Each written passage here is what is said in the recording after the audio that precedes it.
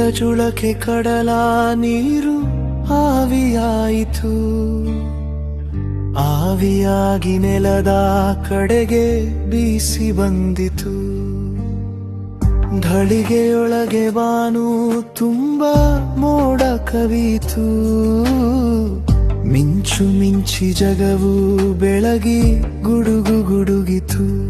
ನೆಲದ ಮೇಲೆ ಗುಡ್ಡ ಬೆಟ್ಟ ಅಡ್ಡವಾಯಿತು.